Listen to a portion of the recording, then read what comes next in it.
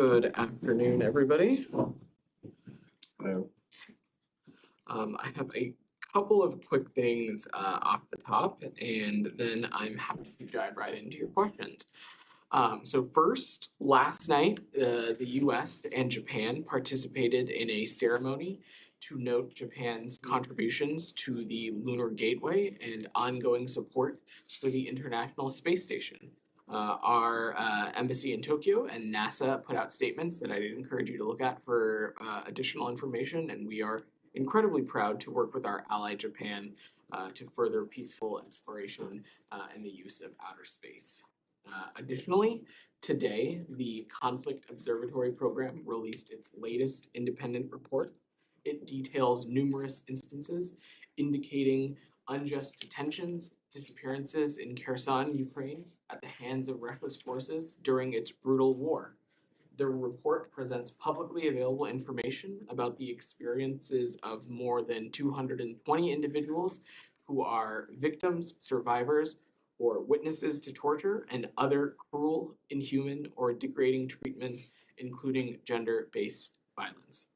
There is only one country waging this unprovoked, premeditated war of choice with willful disregard for human life, and that is Russia. Today, we reiterate our call again for Russia to halt its filtration operations, its violations and abuses of human rights, its violations of international humanitarian law, and its violation of the UN Charter. We urgently call on Russia to withdraw its forces to end a needless war that it cannot and will not win, no matter how despicable and desperate its tactics. We remain unwavering in our support of the government and the people of Ukraine as they defend their country and their freedom. And lastly, while Iranians continue to peacefully protest in Iran, led by Iran's women, girls, and students, I'd like to take a moment to commemorate the protests that took place in Iran 3 years ago, in November 2019. As now, security forces then used lethal force against protesters and killed hundreds and detained thousands, all under the cover of weeks-long internet shutdowns.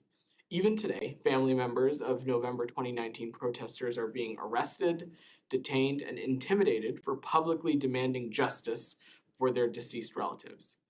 The United States remembers the Bloody November, and we mourn the loss of Iran's innocent, peaceful protesters. Iran continues to disregard its people's human rights and continues to fire on and kill peaceful protesters today, including many women and children. Iranian authorities aim to stop dissent and stop the world from watching its brutal crackdown and to prevent the world from taking note of its state-sponsored violence against women. But the world is watching, and Iran's human rights abuses must not be without consequence. We continue to pursue unilateral action, multilateral measures, and UN mechanisms to hold Iranian authorities accountable for this flagrant denial of the Iranian people's human rights and fundamental freedoms. And Matt, if you want to kick us off. Yes, please. Recognizing that the Attorney General is about to speak in about 5 minutes and talk about DOJ issues, I want to ask you about a different DOJ issue, the one that arose last night.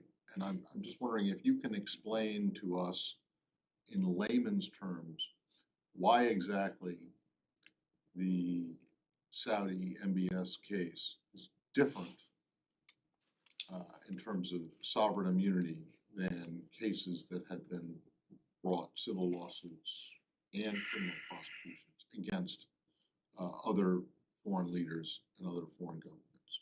Sure, Matt. So what this stems from is that Prime Minister bin Salman is immune from suit in U.S. courts while he holds the office of Prime Minister. He is the head of government. It has nothing to do with the merits of this case. The immunity determination is a legal one. The United States has consistently and across administrations applied these principles to heads of states, heads of governments, and foreign ministers while they are in office. This is an unbroken practice, and it is also something that we expect others to affront to the United States as well. And the normal practice of U.S. government has been to file a suggestion of immunity upon request by federal court for heads of state and government.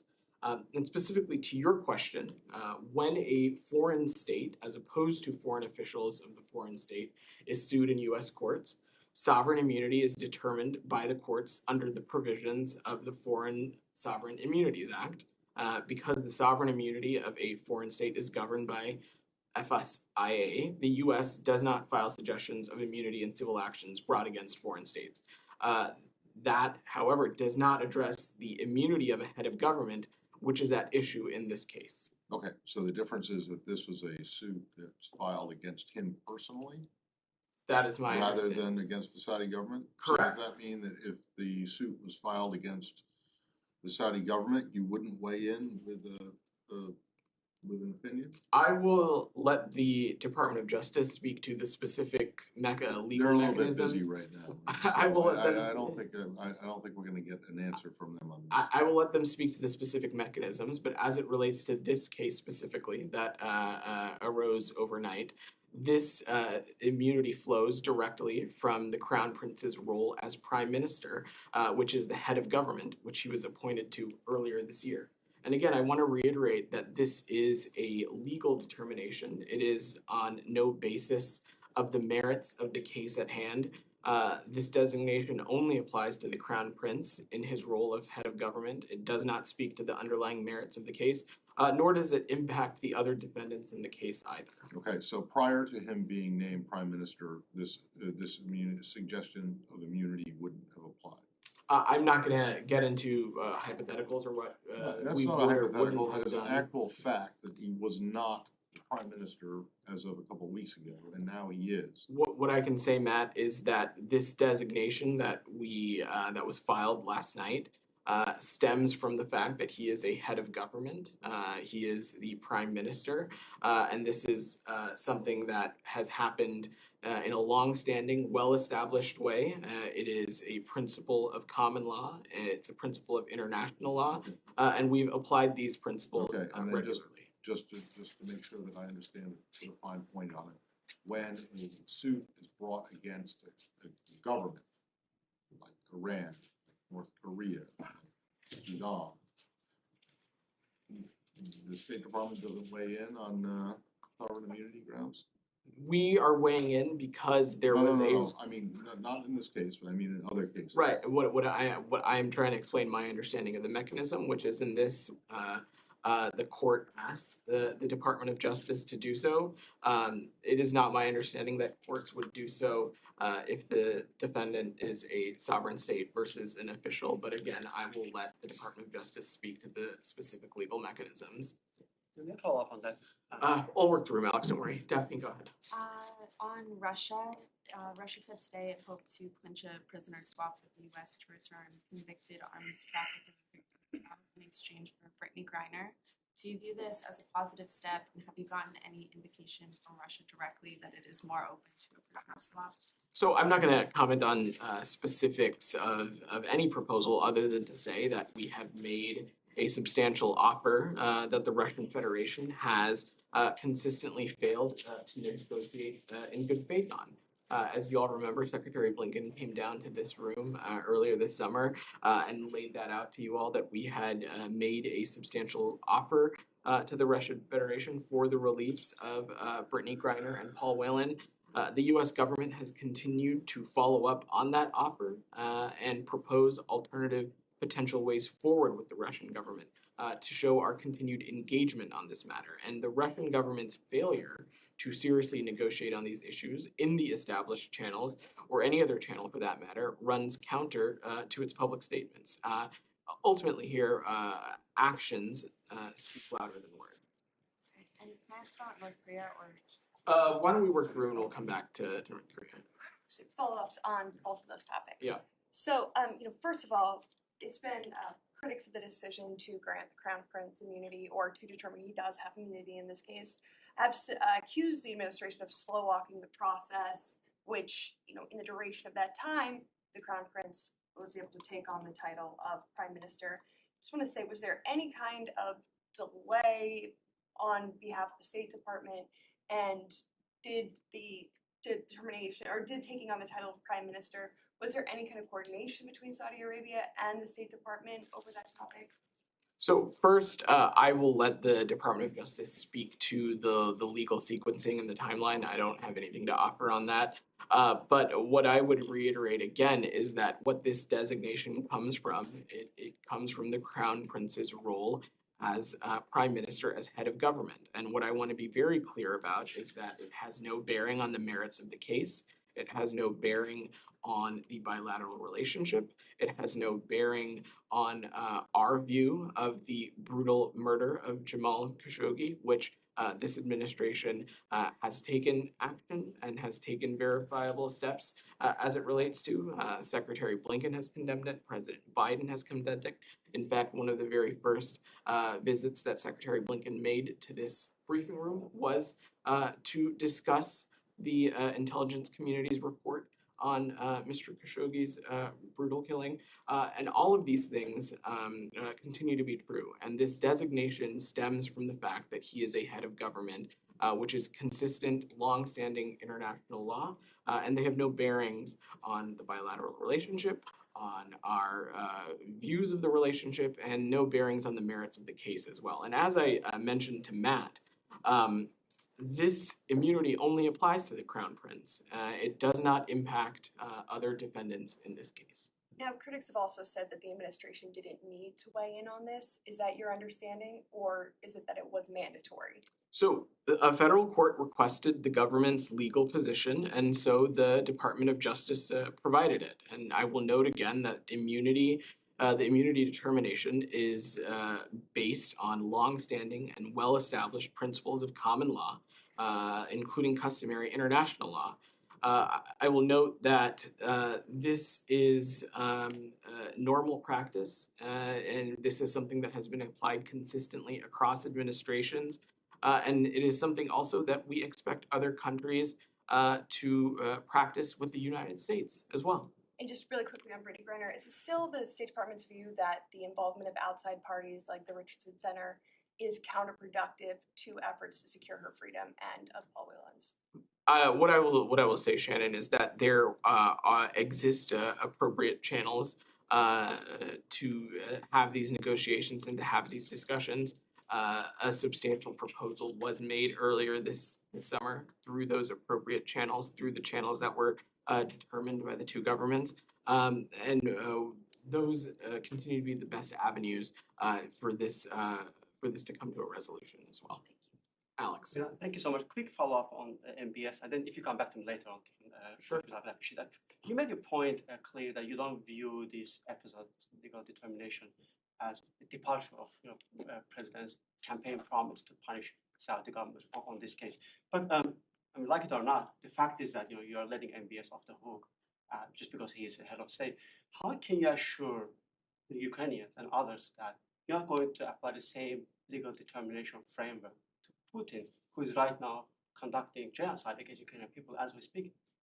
Well, Alex, what we're speaking about today is this specific case and the specific designation regarding the Crown Prince. I do not want to get ahead of any future legal actions or any future things that might take place. But what I will reiterate is that this is an immunity that is based on long-standing and well-established principles of common law, including customary international law, and it is extended due to those who are in roles of heads of states, heads of government, or foreign ministers while they are in office, and that is normal practice. I'm just not going to speculate on how this might have bearing on other matters in the world.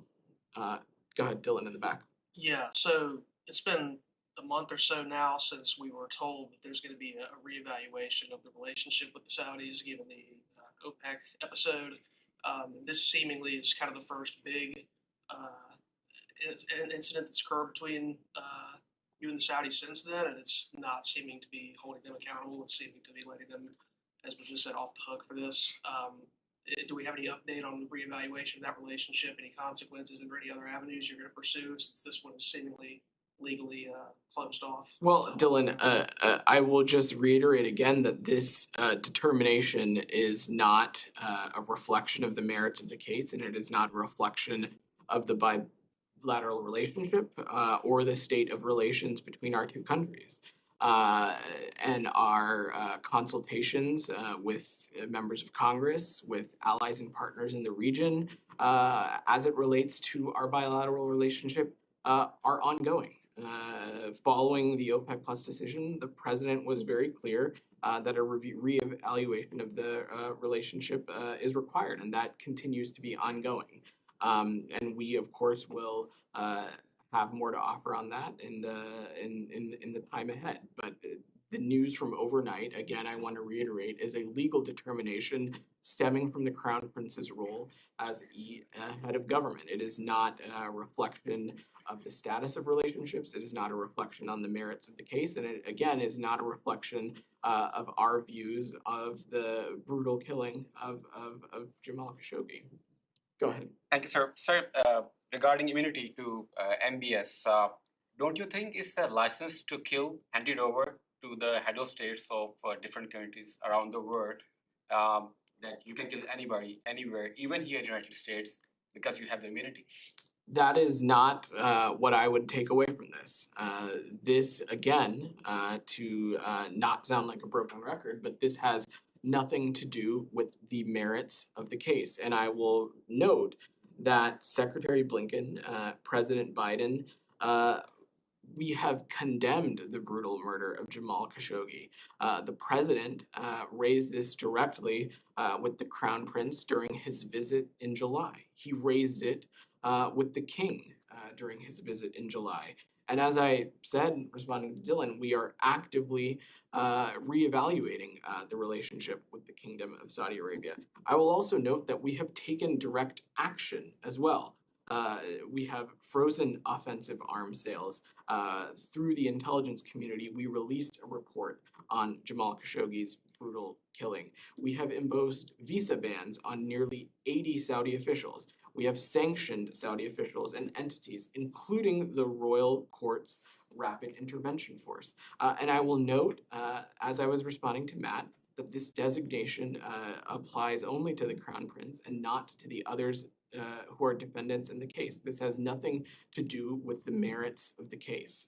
Then normally when any head of states is involved in the brutal murder or the killing of any person, they usually deal with this domestically, manipulating the system, buying the justice system. Is for sale in many countries. But they always have the fear of the international powers like United Nations or United States, who always raise voices for human rights, religious freedom, freedom of speech. But that fear no more is there. Those values continue to be at the center of this administration, and they continue to be at the center of our foreign policy. I will reiterate again that this designation is unrelated to that, and it is rooted in the Crown Prince's role as the head of government, and it is rooted in a long-standing, well-established practice of applying these principles to heads of state, heads of government, and foreign ministers. That's what this is about. This is not a reflection on those issues. Those issues are important to President Biden, to Secretary Clinton, and Secretary Blinken, and they are at the cornerstone of our foreign policy. And again, this is not a reflection on the merits of the case or a reflection on our views on the events that were transpired. That was very clear in the statements that we've offered. It was very clear in the statements our colleagues at the White House and the National Security Council offered, and it was very clear from the legal filing as well. This morning, John Kirby, in his press conference, admitted that relations between United States and Saudi Arabia are very tense. So it looks like to trim that tense level, United States granted immunity to MBS. I cannot reiterate or find a different way to say this. This decision that was filed yesterday is not about the bilateral relationship or a reflection on the status of relations. It is a legal determination that flows from the Crown Prince's role as the head of government. It is not about the bilateral relationship, and I would agree with Admiral Kirby, and that is why the president in recent weeks has asked this administration and his team to reevaluate the relationship, and that is ongoing. That work is ongoing, and we're continuing to engage with our allies and partners. We're engaging with members of Congress. We're engaging with partners in the region, and that work remains ongoing. So I just want to take this a step back. So do you regard, related to this kind of, do you regard Maduro as the head of state of Venezuela? We do Or not. head of government? We do not. Okay, so he would not get the same kind of treatment. I again don't want to talk about a hypothetical court case, but correct. What you just did. Kim Jong-un? Matt, I don't think I'm in a place to go through a litany Or- list of. Well, I'm of- just curious. I of- mean, of who world is it that you officials. regard as, because, you know, there are a lot of people who don't think that the veneer of the appointment of the prime minister really confers head of state status, or sorry, head of government status on MBS. That is. And so you decide when you, as you just said with Maduro, when or whether or not you want to actually regard someone as a head of a legitimate head of state or head of government, right? And if That you don't regard Maduro as one, so what's the? But you do regard MBS as. this What about Assad? this Was was he an a legitimate head of appointment. state? This was an Head of government? appointment that was made to the crown prince earlier this year. It was from a government and country we recognize. We also, Matt, it's worth noting, we do not determine world leaders and the governments that various countries operate under. I don't have any assessment to offer on that. What I can say about this case is that this is rooted from his role as a prime minister, as a head of government, and this is consistent, and it is a principle that's applied to other heads of state, other heads of governments, and foreign ministers Okay, as well. so Bashar Assad would get the similar immunity? I suspect not. You suspect not.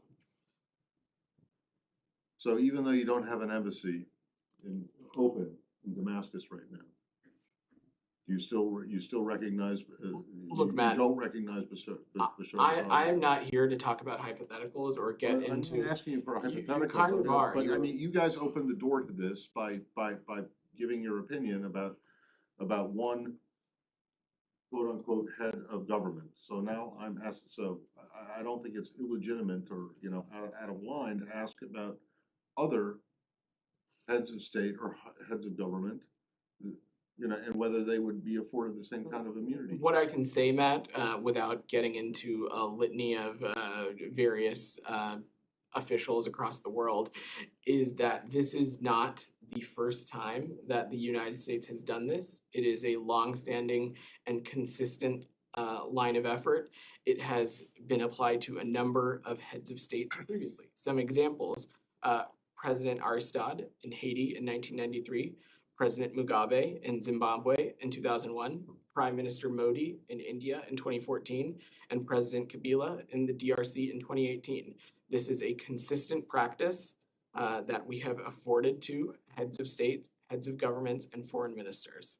But none of them have murdered a journalist. Pardon me? But none of them have involved in the murdering of journalists, U.S. residents. Again, Alex, this is not a reflection of the merits of the case or a reflection of our views on Mr. Khashoggi's brutal murder. This is a reflection of a legal designation that flows from the Crown Prince's role as the head of government.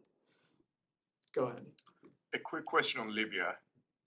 Just the other day, the Greek foreign minister traveled to Tripoli and refused to get off the plane and meet with the Libyan foreign minister who was physically there.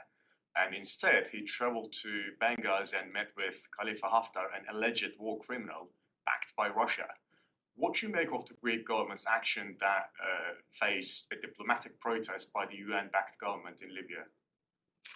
Did you say I didn't hear you, the Greek government? Yes. So I've not seen that reporting. I will have to get back to you on that specifically. But what I can say is that we view Greece as an indispensable partner and a key NATO ally to the United States. And Greece plays a critical role in defending NATO's southeastern flank. And today, together, the U.S. and Greece are advancing our shared goals for not just their immediate region, but for Europe more broadly. Just a quick follow-up on that, if I may. Sure, go ahead. Is it in line with the United States government's policy that the Greek government is backing Haftar in Benghazi rather than the UN-backed government in Tripoli? Is that in line with your policies? What I would just say, as I don't have any specific reaction to offer, is that Greece is an indispensable partner and a key NATO ally to the United States, and it plays an important role in protecting NATO's southeastern flank, but also helping the United States achieve its goals for the immediate Mediterranean region, but also Europe more broadly. Goyle, go ahead. Thank you, sir. My question is on U.S.-India relations. Secretary Blinken have very good relations with many foreign ministers, and they can pick up the phone and call to each other. Is the same thing with India's foreign minister, Dr. Jaishankar? Absolutely. The secretary had the opportunity to host External Affairs Minister Jaishankar here at the State Department a number of weeks ago, where they had the opportunity to speak to you all.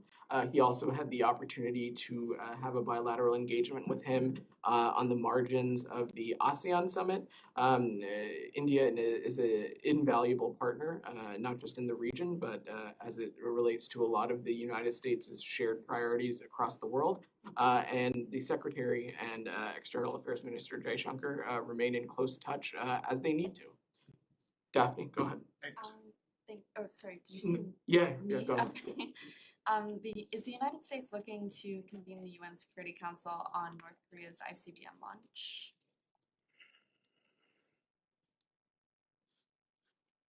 I don't have any specific actions to preview and certainly don't want to get ahead of our colleagues in New York, Daphne, but what I can say is that we condemn the DPRK's ballistic missile launch that took place yesterday.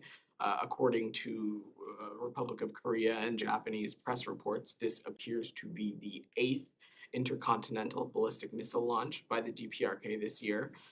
This test follows the DPRK's launch of a short-range ballistic missile on November 16th and an earlier intercontinental ballistic missile on November 2nd, as well as its recent reckless launches of missiles that landed dangerously close to the Republic of Korea.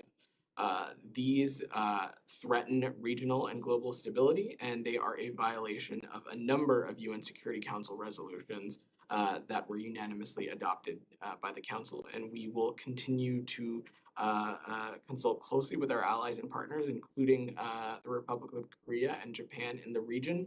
And we call on the DPRK to abandon its provocative behavior and engage in meaningful diplomacy.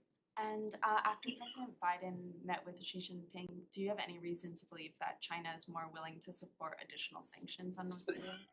I think I touched on this a little bit earlier this week, but President Biden, in his bilateral engagement with President Xi, raised concerns about the DPRK's provocative behavior and noted all members of the international community, including the PRC, they have a vested interest in encouraging the DPRK to act responsibly. The PRC has a responsibility to make clear to the DPRK that Pyongyang should not engage in unlawful nuclear or ballistic missile tests. And together, we must limit the DPRK's ability to advance its unlawful ballistic missile and weapons of mass destruction program. As it relates to the United States, our goal continues to be quite clear that the complete denuclearization of the Korean Peninsula, and we remain prepared to engage in serious and sustained diplomacy to make tangible progress towards that end. Go ahead, Alex. Thanks so much. I'm going to go back to the Ukraine report. You started Sure. with on accountability for war crimes. What is the next step on this? You mentioned 220 victims have been identified, and is the topic being discussed? I understand there's a meeting going on at the state with the ICC prosecutor. Is this one of the subjects? I don't have a specific subject of topics for that specific meeting, Alex, but what I would say is that the United States is supporting a range of efforts to document and pursue accountability for war crimes and other atrocities being committed by members of Russia's forces in Ukraine.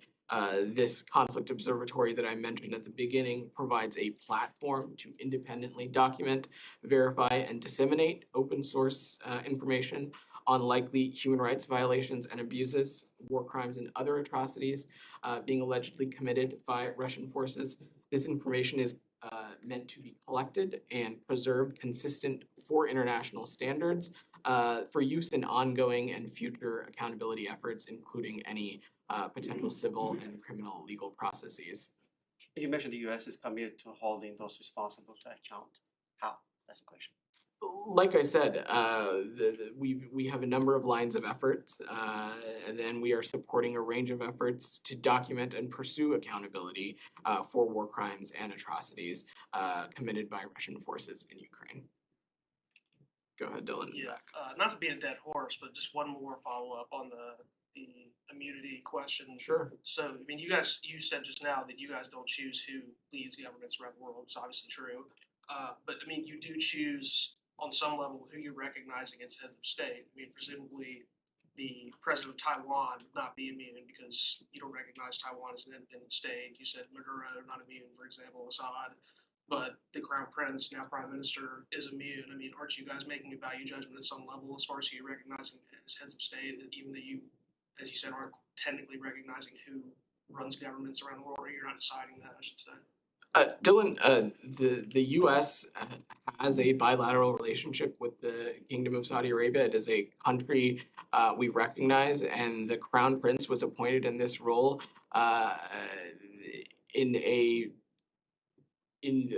by the country. And so what this determination does is, again, a legal one. It is not a reflection of the bilateral relationship. It is stemming from longstanding practices that are affronted to heads of state, heads of government, and foreign ministers. And this is an unbroken practice, and it is also something that we expect other countries to hold to the United States as well. All right, everybody. Thank you. Thanks. Oh.